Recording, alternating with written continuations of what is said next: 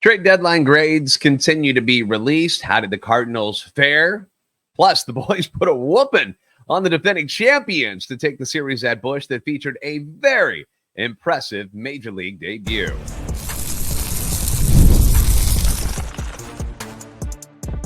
You are Locked On Cardinals, your daily St. Louis Cardinals podcast. Part of the Locked On Podcast Network, your team every day.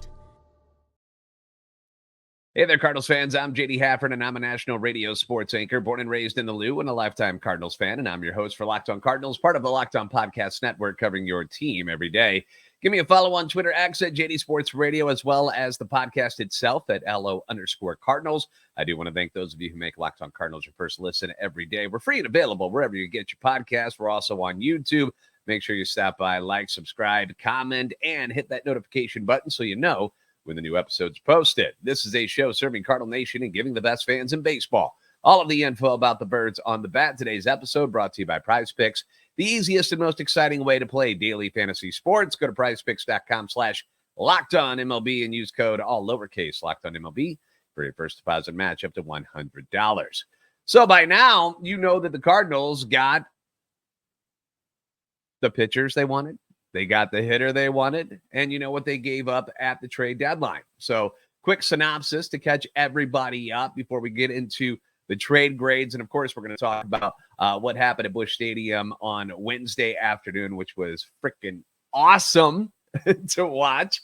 Love seeing the boys having a good time. But the Cardinals traded away Tommy Edman, Dylan Carlson, and a low-level prospect in exchange for Eric Fetty, Tommy Pham, Sean Armstrong, plus you get some cash considerations. Now I've gone on record saying that I believe that this is a win for the Cardinals and John Mozeliak. I like and respect the type of pitcher that Eric Fetty is. Was he the best available arm on the market? No, he wasn't. But when it came to what the Cardinals were willing to part with and what other teams were asking for, Fetty was probably the best pitcher that the Cardinals were going to be able to acquire. Tommy Pham was not the best hitter available, but again, he fits what the Cardinals wanted on and off the field. Clubhouse obviously is a big piece of what the Cardinals are trying to accomplish here in 2024. They were making sure that they've got the right personalities, the right people, the right work ethic type of guys in that locker room. And Tommy Pham fits the bill. Somebody that other players were requesting to be in this clubhouse. Was he the best hitter available? No, but he fit exactly what the Cardinals wanted, and it wasn't going to cost them things that they weren't willing to give up. Sean Armstrong, not the top available relief pitcher either, not by a long shot. But when trying to get something, and I want you to keep this in mind, when trying to get something in return for, and please remove the name Dylan Carlson from your mind, okay? Just remove that. Remove everything you've heard about him, what kind of prospect he was supposed to be. Eliminate all of that from your mind and just think about what he is right now in 2024. You were trying to get a return on essentially an injury-prone outfielder that had slipped to the 5th or 6th spot on your depth chart and was hitting 198 with 0 home runs and 11 RBIs so far this season.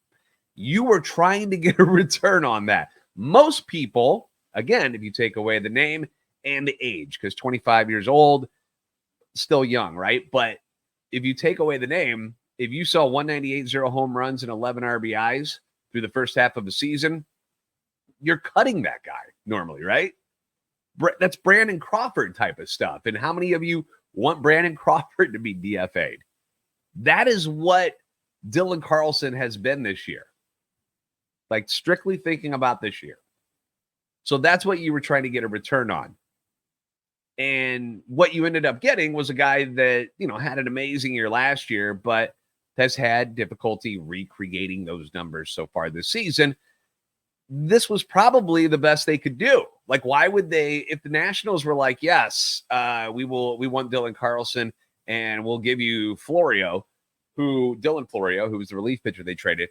If they were going to do that and Dylan Florio's had a better year, I think the Cardinals probably would have jumped at that. But again, you got to think too, you're talking about Chaim Bloom, who spent time in the Tampa Bay Rays organization, right? He's pretty familiar with some of these guys. Sean Armstrong, probably a guy he's familiar with, probably had a little insight on this. Same way he did with trying to acquire Andrew Kittredge. Probably had a little insight there saying, yeah, you might want to go after this guy. So, we hadn't really even heard about Tampa Bay as someone who was linked to Dylan Carlson for the most part at the deadline. It was the Nationals and Angels who kept popping up. But lo and behold, Mo got something done. And from what I've read from fans, I think most of you like what they did. Obviously, winning the first 2 games since the trades happened, that doesn't hurt. But most people get it. They understood what the Cardinals were trying to accomplish, what their restraints were when trying to accomplish those goals. And so they get why that these were the names that ended up coming to St. Louis. The Cardinals just weren't going to give up what it took to go get Tanner Scott from the Marlins or any of the other big names that might have been available. I mean, you never saw the White Sox unload with Garrett Crochet, Luis Robert Jr. You didn't see Brent Rooker get moved. These were big names that we had talked about. You did see Jack Flaherty go to the Dodgers, which I thought was kind of an underwhelming return there. I was a little surprised they didn't get more for him, but it is what it is. You heard about John Mozeliak being kind of under constraints when trying to make deals, although he came out and said his hands were not tied by ownership. But you could see what the goal was, right? It was to get the starter, get the reliever, get the bat without taking on any major payroll. And he accomplished that goal. But don't take my word for it. How are other people judging what Mo and the Cardinals did? Let's go to some national experts. Let's start with Jim Bowden from The Athletic, gave them a B+. The Cardinals' goal entering the trade deadline was to add a controllable veteran starting pitcher, and they accomplished it when they acquired Eric Fetty in the 3-team trade. They also wanted another veteran right-handed bat and got Tommy Pham thrown in the same deal. The trade cost was Tommy Edman, who hasn't played all season due to injuries, and a teenage pitcher who is currently in the Dominican Summer League. Fetty gives the Cardinals another solid mid-rotation starter who can keep them in games for 5 to 6 innings per start, and he's under team control through next season. They also added an important bullpen arm in righty Sean Armstrong, but I'd be afraid that the outfielder they gave up in that trade, Dylan Carlson, will flourish in Tampa Bay like ex-Cardinal Randy Arozarena did several years ago. And I know that's the ongoing joke is don't trade with the Tampa Bay Rays. They're going to fleece you. They'll end up taking your garbage and turning them into stars. And obviously with the Cardinals, they have made a lot of mistakes in giving up the wrong outfielders when they were deciding to trade people away from their outfield depth. It seems like they always hit the wrong button, right? They end up trading away guys who go on to do big things with other clubs like Arozarena, like Adolis Garcia with Texas, Tyler O'Neill having a hell of a year with the Boston Red Sox, Lane Thomas, who ends up going to Toronto, doesn't do much there, but ends up finding some legs in Washington. He just got traded as well. Marcell Ozuna is on fire with the Atlanta Braves. We never saw that bat in St. Louis. He was good, but he wasn't like what he's doing for the Atlanta Braves now. But something I want to point out is that Randy, Adolis, and Lane, they never got the chances that Dylan Carlson got in St. Louis, which was like the infuriating part about those deals, was that they cut ties with these guys without ever really giving them a shot at the major league level. There was very small chances. It was a very small sample size at the major league level in St. Louis. And they moved on from these guys who then blossomed in other places. Dylan Carlson has had every opportunity you can give him. He's had 4 years to win an everyday spot. And the combination of the injuries, which was a huge part of his problem, and the lack of production cost him his place in the pecking order. I think a B+ is still pretty darn good. Last time I checked, you can graduate with a B+. That's usually that's honor roll type of stuff. So B+, I'll take that. Jordan Schusterman at Yahoo Sports calls the Cardinals deal with the Dodgers and White Sox as the big one. He says this is the top deal that was made at the trade deadline. Gave the White Sox a C-, gave the Dodgers a B, and gave the Cardinals an A for their parts in that deal. Here's what he had to say, that this was the Dodgers co-headlining move alongside Flaherty is a pretty big deal considering how much that organization has invested in the season. But it's also seemingly a vote of confidence that Los Angeles' roster is good enough to win it all once it's back fully healthy. Any move the Dodgers make or don't make will remain top of mind moving forward, though, and this one will be no different. As for the Cardinals, they crushed this one. These are his words, not mine. They crushed this one, improving their rotation and lineup in one fell swoop without giving up any top prospects or players who were already contributing. That Fetty cost seemingly so little relative to what some other starting pitchers fetched is still a total mystery to me, but credit to St. Louis for making it happen. So we got a B+. We got an A so far. We're going to go through a couple of more of these grades, and plus we've got some bad news on Lance Lynn's knee. And yeah, the boys had a ball game on Wednesday that went about as well as you can hope for, and a rookie making his major league debut was at the center of it all. We'll get into all of this coming up next on Locked On Cardinals. PrizePicks is America's #1 fantasy sports app with more than 5 million members. PrizePicks is the easiest and most exciting way to play daily fantasy sports. Unlike other apps on PrizePicks, it's just you against the numbers, guys. You don't have to fear whoever's on the other side of the computer because it's not a person. It's just numbers. It's just numbers. All you do is pick more or less on 2 to 6 player stat projections, and you can watch your winnings roll in. Get in on the daily action with your friends. Become a part of the PrizePicks community. You can get in on the excitement and win up to 100 times your cash with the summer games on PrizePicks. With PrizePicks, you can turn $10 into 1,000 while watching Team USA rack up the gold medals this summer. You can make a PrizePicks lineup of players across basketball, soccer, tennis, golf. I don't know if you got in on the rugby when the girls were doing that, but that was super cool to watch. And you can do it all in as little as 60 seconds. Just pick more or less on 2 to 6 player stat projections, and you're locked in. So download the PrizePicks app today. Use the code LOCKEDONMLB for a first deposit match up to $100. That's code LOCKEDONMLB on PrizePicks for a deposit match up to $100. Pick more, pick less. It's that easy with PrizePicks.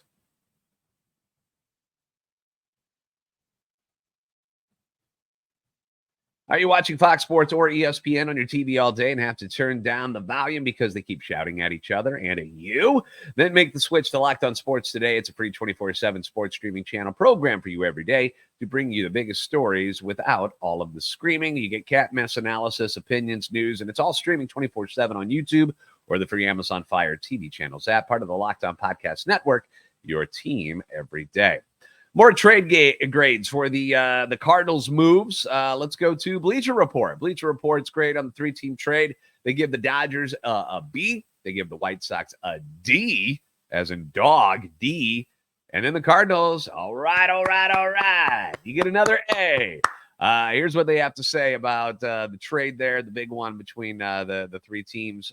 Tommy Pham landing back in St. Louis is an interesting development, to say the least. They have a link there, by the way, and it goes to the story back from, 2017, 2018, when Tommy Pham was talking about how upset he was and how the Cardinals weren't calling him up, even though his numbers were better than guys like Steven Piscotty, Randall Grichuk, and, he unleashed. And I think it was Sports Illustrated that he actually did that interview in. But there's a link to that, and it talks about how he felt slighted by the organization and how he felt like they weren't giving him his due, and how he should have been called up.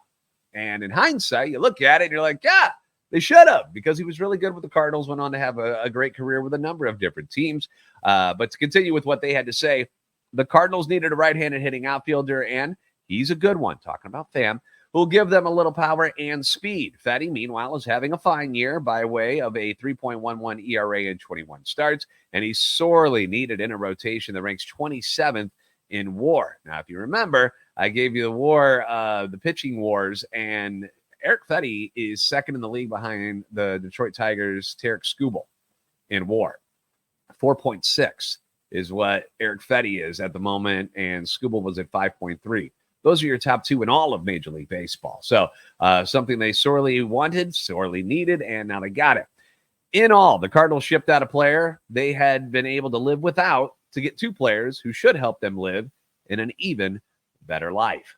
Fox Sports also chimed in on the deal, giving the Dodgers a B, the White Sox a C+, the Cardinals, you guessed it, high five, they get another A. The Cardinals acquired Fetty, who reinvented himself after pitching last year in Korea to become one of the most sought-after pitchers on the trade block, and Pham, who last year was a vital cog in Arizona's run to the World Series without trading away a single top prospect or anyone who has played an inning in St. Louis this season. That feels like a win. Fetty suppresses hard contact and possesses the arsenal to handle both righties with a 615 OPS and lefties 685. He does not have the swing and miss stuff to project as an October ace, but he provides a boost to a St. Louis rotation that needed it and could be the Cardinals' number 2 or 3 guy in the postseason should they get there. Pham has been a league average hitter this year, but tends to take his game to another level in October. Meanwhile, considering the dearth of arms available, what other pitchers are going for, and the fact that Fetty has another affordable year under contract, set to make $7.5 million next year, it feels like a rather light return for the White Sox.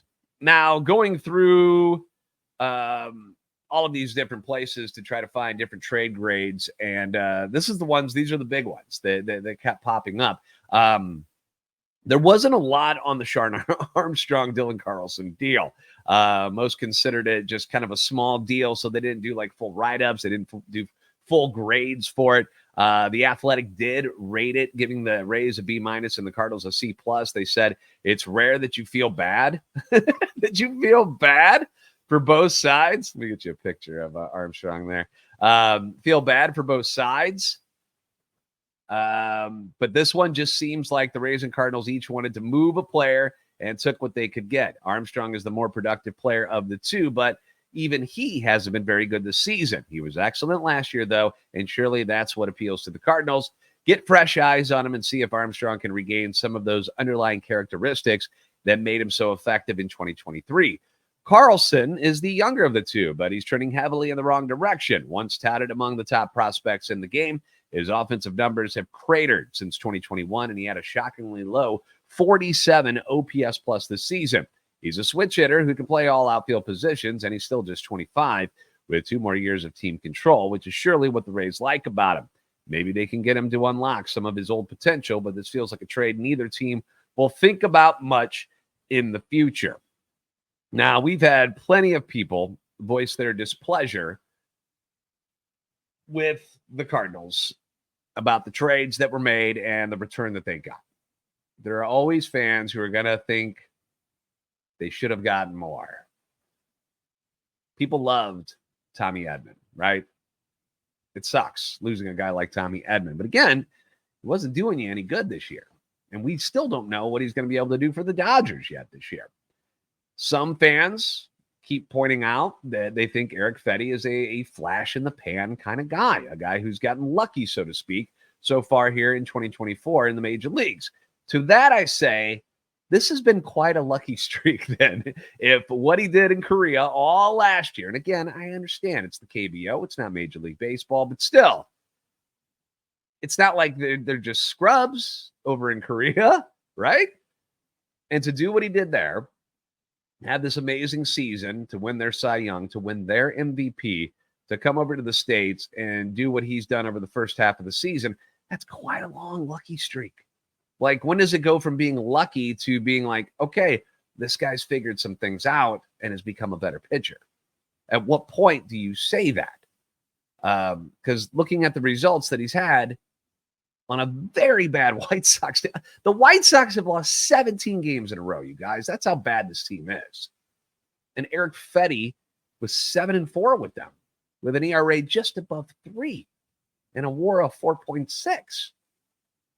Like, all of that is luck?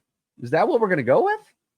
So, I know. Wait till we see him do it in a Cardinals uniform. And if he sucks and he gets hammered by the Cubs on Friday, then, it's going to be rough. But I find it hard to believe that he's been lucky over a year and a half, that it's all been luck. And it has nothing to do with things that he picked up on, things that he learned about himself and about pitching in general over the last year and a half. The Sean Armstrong portion of the deal is just how they describe it. You know, both sides are hoping they get lucky with the other guy's unwanted asset. The Cardinals didn't have a use for Dylan Carlson anymore. It was time to move on. We wish him the best of luck, and I hope he can stay healthy and do things with Tampa Bay that makes his career better than what it's been so far. Carlson is younger, so naturally he's got more upside, hence the grade, where the Cardinals had a lower one, according to The Athletic, than the Tampa Bay Rays. But, Sean Armstrong, again, if they can figure out what the heck's going on with him this year, why his velo's down, figure out why he's throwing more four-seam fastballs than cutters, why his cutter isn't getting people out as much as it was last year. Because I went back and watched some 2023 highlights of Sean Armstrong, and dude, that dude was humming last year. He looked good. So hopefully they can figure things out, and he becomes a big part of what this bullpen is going to be doing moving on. The final piece, obviously, in all these trades is Tommy Pham. And boy, has that paid dividends so far. The Cardinals already have won 2 games with Tommy Pham back on the roster. They take the final 2 games against the Rangers in the series and take the series, which is why you get this flashy, beautiful shirt that I'm wearing today. So we're going to talk about Wednesday's blowout win and, of course, the outstanding start by rookie pitcher Michael McGreevy. That's next on Locked On Cardinals. Order supplies from the website that's made for the skilled trades. Find thousands of parts from hundreds of brands in just a couple of clicks at SupplyHouse.com. SupplyHouse.com gives you 24/7 access to a huge selection of plumbing, HVAC, and electrical supplies with fast delivery anywhere in the United States. And if you have a problem, you need help with an order, you can get industry-leading after-sales service from their friendly and knowledgeable customer support team and talk to a real person every single time. And there's great news for plumbers, for technicians, and contractors, because being a pro, it's got its perks. Trade industry professionals can join their free Trade Master program for free shipping and serious discounts on every single order. Over 100,000 pros already trust the Trade Master program for them to deliver results. Apply for your membership today and go ahead and get yourself that competitive edge on every order at supplyhouse.com/TM. Save money, save time when you order online. Order plumbing, HVAC, and electrical supplies from supplyhouse.com. Real people, real service.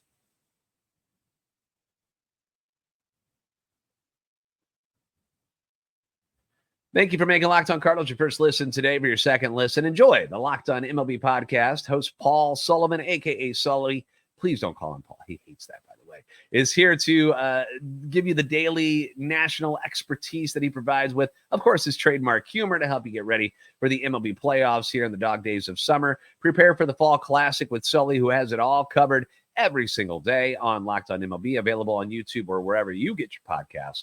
Part of the Locked On Podcast Network, your team every day.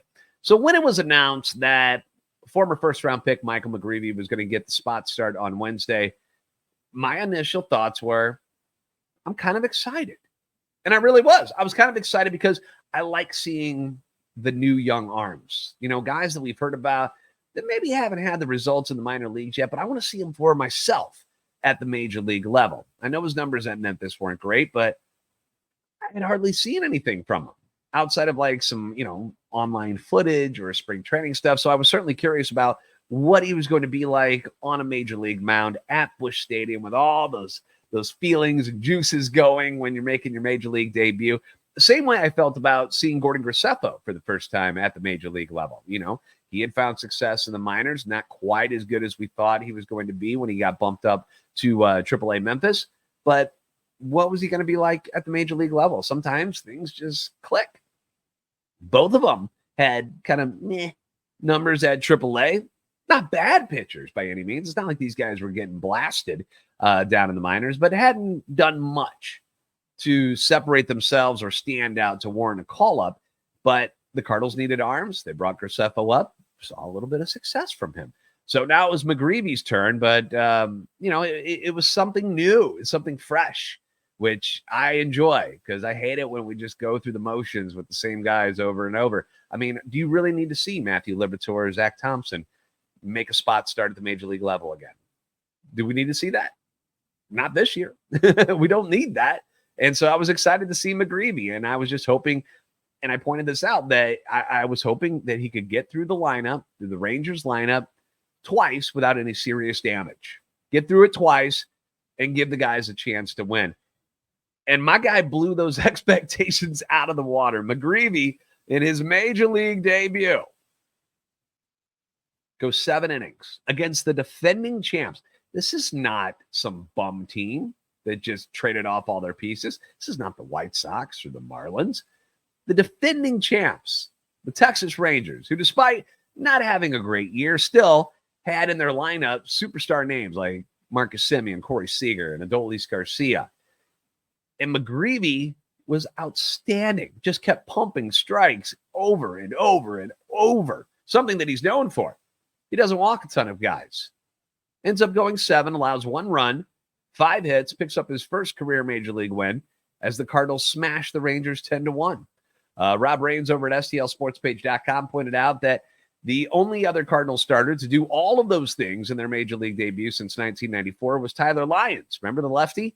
Back in 2013 in a start against the Padres. Since 1994, the only Cardinals to work 7 or more innings in their MLB debut, other than McGreevy and Lyons, were Daniel Ponce de Leon in 2018, 7 no-hit innings and a no decision against the Reds. I was there that night. That was the night that all of a sudden the fire alarms go off at Great American Ballpark, and it broke up all the rhythm and it made the game stop for a while and was a little annoying. It felt like cheating. Michael Wacha, 1 run in 7 innings and a no decision back in 2013. And how about this name? Jason Simontachi, 2 runs over 7 innings in 2002. McGreevy throws 99 pitches in this game. He walks 1, strikes out 3, threw a first pitch strike to 17 of the 27 hitters he faced, and induced 12 ground ball outs.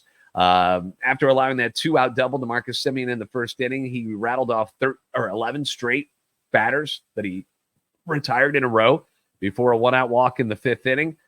It was a beautiful thing to watch. He was aggressive. He didn't nibble. He attacked the zone. He mixed up his pitches well. I absolutely loved what I saw. I saw Tommy Pham in the clubhouse afterwards. They were asking him about his thoughts on McGreevy in his first major league start, and told, they were like, hey, it's a, what'd you think about that spot start? And Pham was like, that was a spot start, man. We got to do something to keep that guy here. He was very much impressed. And remember the first game on Monday? Well, actually, let me take you back here before we get to that. Offensively for the Cardinals, they pound out 14 hits. Every starter had at least 1 hit except Pedro Pages, whose 13-game hitting streak unfortunately came to an end. He did have an RBI, though, in this game, but he was all smiles in the clubhouse afterwards, thanks to the performance of Michael McGreevy and himself, as the battery. They worked beautifully together. But if you remember the game on Monday, and I'm talking about the Rangers, remember they were getting a lot of weak contact hits. They had a few infield hits, just tappers in front of the plate that they kept getting on base, and it was so annoying, right? Well, the Cardinals got some of that love on Wednesday. They got even with a few of their own, mixed in with a lot of clutch hits along the way. Tommy Pham, first start since the trade, leads the attack. He goes 3 for 4, 2 runs scored and 2 RBIs. Arenado had 2 hits. Goldie had 2 hits. Donovan had a big day going 2 for 3 with 3 knocked in. My man Michael Ciani was 2 for 3 with 2 RBIs. Burley knocked in 2. There was just an energy that carried over from Tuesday night, and it was evident on Wednesday. Like there was something there. Tommy Pham has brought something already into that dugout, and you can see it on the youngsters' faces. You can see it on Pages and Newbar and Ciani and the way they're reacting to things. And you saw the energy that Paul Goldschmidt had on Wednesday night. And, I think Tommy Pham and Wilson Contreras are going to be a pain in the butt for people because of the way they go about their games and their attitude out there on the field. I'm so excited about it. Tommy Pham is now 4 for 6 with 6 RBIs and 3 runs scored in his first 2 games back with the club. And I'm not trying to pour cold water on what Dylan Carlson has done for this franchise, but Dylan Carlson had 11 RBIs and 12 runs scored in 59 games this year. Tommy Pham has 6 RBIs and 3 runs scored in 2 games. And I'm not trying to put down DC. I'm just saying that is how bad the production was from that 4th outfield spot. And for Pham to come in and deliver the way he has, it's a major shot in the arm for the offense. Tommy was batting 6th on Wednesday, and from him down, the 6 through 9 batters in the order, they combined for 7 hits, 8 RBIs, and 4 runs scored. And when you're getting a full lineup of guys to deliver like that, and you just got like a full lineup going, you become a very scary offense. When you're not just relying on, 3 to 4 guys, where it's not always on the shoulders of Wilson, Goldie, and Nato, especially with Goldie and Nato not having great years. Now that you bring in Tommy Pham and you get some of these other guys going, wouldn't it be great to see Nolan Gorman finally turn things around? He's been ice cold for a really, really, really long time. Just think about the possibilities of where this offense can go. Now, are they going to do this all the time? Hell no.